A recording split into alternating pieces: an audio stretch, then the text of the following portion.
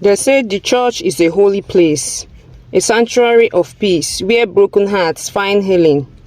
But what happens when the altar itself becomes the stage for betrayal? What happens when the man who should preach forgiveness hides his own sin in silence? Abuja, a city of wealth, power, and secrets, was about to witness a scandal that would shake a congregation and tear a family apart. This is a story of love turned bitter, of betrayal dressed in holy garments, and of a woman's fight to reclaim her dignity in the very house of God. Pastor Michael Adeyemi was no ordinary man.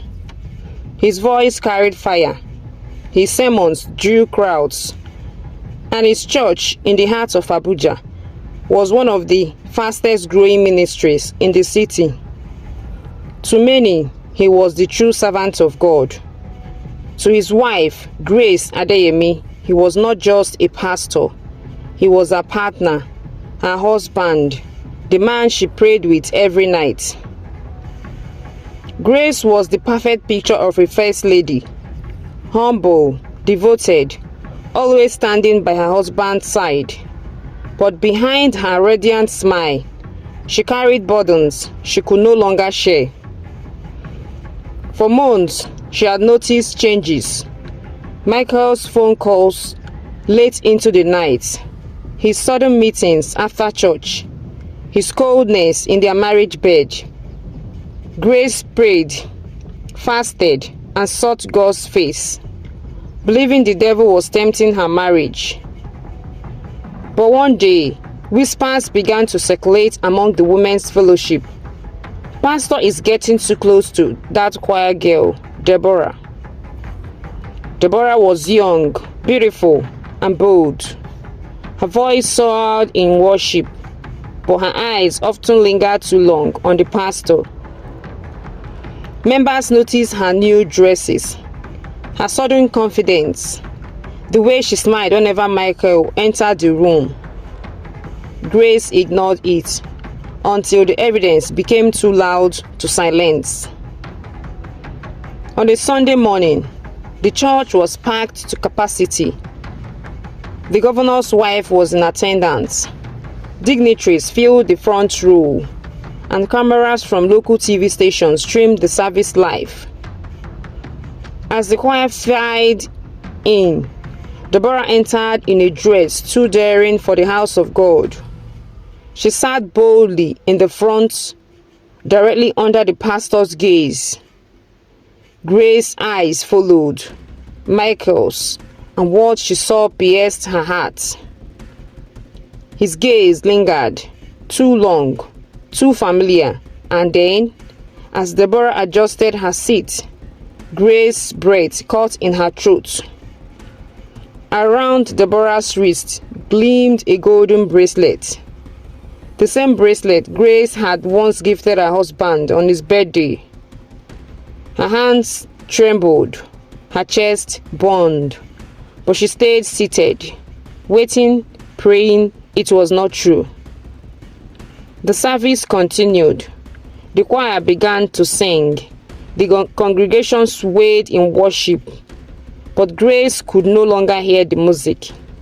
Her mind replayed every late night, every unanswered call, every whisper she had ignored.